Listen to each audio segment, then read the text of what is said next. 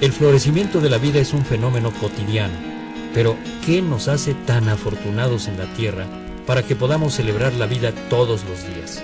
¿Por qué no sucede lo mismo en ninguno de los planetas conocidos? Una de las diferencias más notables de la Tierra con respecto a otros planetas es su respirable atmósfera y su temperatura. Si tomamos en cuenta la distancia del planeta al Sol y el albedo planetario, la temperatura efectiva de la superficie terrestre sería de unos 18 grados centígrados, bajo cero, un valor muy diferente de los confortables 15 grados centígrados de la temperatura típica de la superficie del planeta. Es la atmósfera terrestre la que propicia una temperatura soportable y la que, durante millones de años, ha permitido el nacimiento de la vida.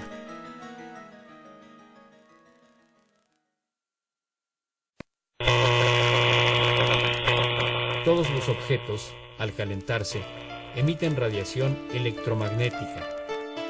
Mientras más alta sea su temperatura, más enérgica será la radiación. Vistas como ondas, mayor frecuencia y menor longitud de onda tendrán. La atmósfera terrestre es prácticamente transparente a la luz solar. Una tercera parte de la radiación solar que llega a la Tierra es reflejada de vuelta al espacio. El resto es absorbido por su superficie. Al calentarse, la Tierra emite radiación infrarroja de menor energía, invisible al ojo humano, pero a la cual la atmósfera no es transparente. Una parte de esta radiación es absorbida por la atmósfera y las nubes, otra parte escapa al espacio.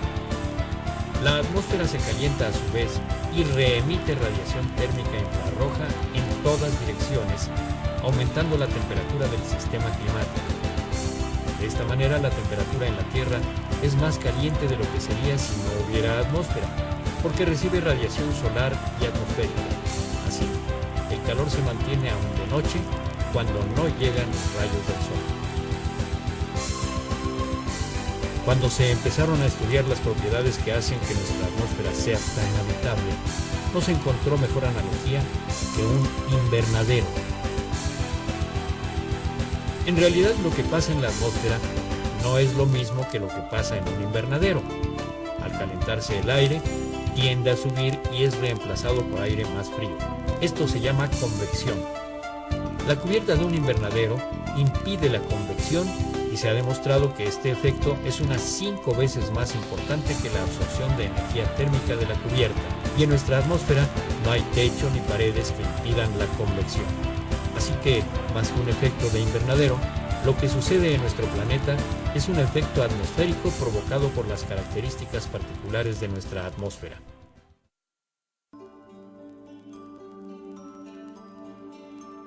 De todos los gases que componen la atmósfera, solo el 1% absorbe la radiación térmica terrestre.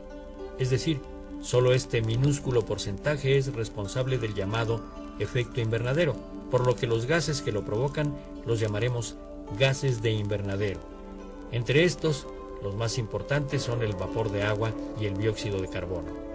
Es claro que en la medida en que estos gases aumenten en nuestra atmósfera, el efecto invernadero aumentará.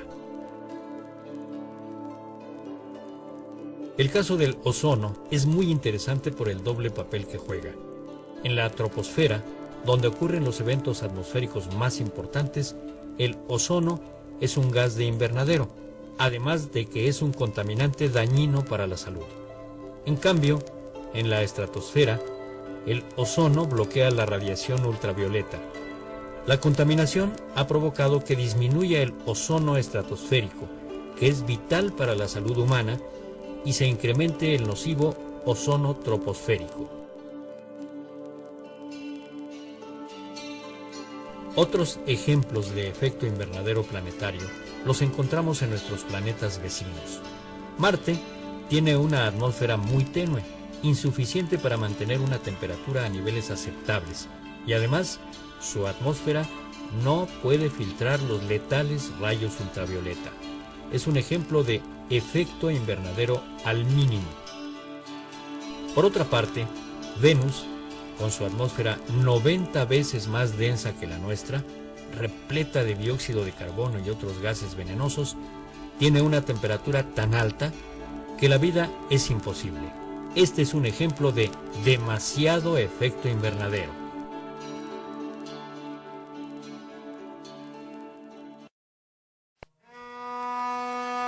En los últimos 400.000 años, las cantidades de dióxido de carbono en nuestra atmósfera han oscilado en periodos de 100.000 años, en correlación directa con los cambios de temperatura, pero siempre se habían mantenido dentro de los mismos límites.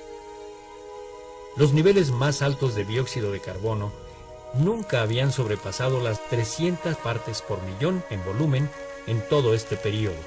Pero a partir del siglo XIX, cuando la humanidad aumentó la quema de petróleo, gas natural y carbón mineral y aceleró la destrucción de los bosques, que son sumideros de dióxido de carbono, los niveles del mismo han llegado a las 370 partes por millón. En un siglo se ha alcanzado un registro que nunca se había alcanzado en 400.000 años.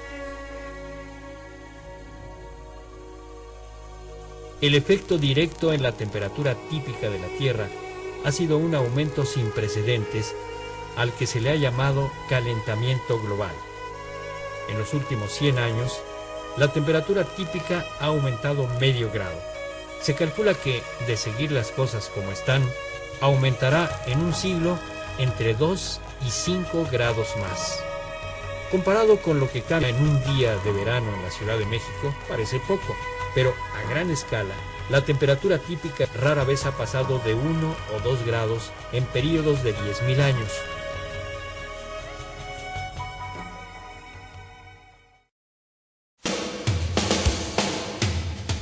Lo más grave del calentamiento global es la velocidad en que está sucediendo, que como hemos visto no tiene precedentes en la historia del planeta.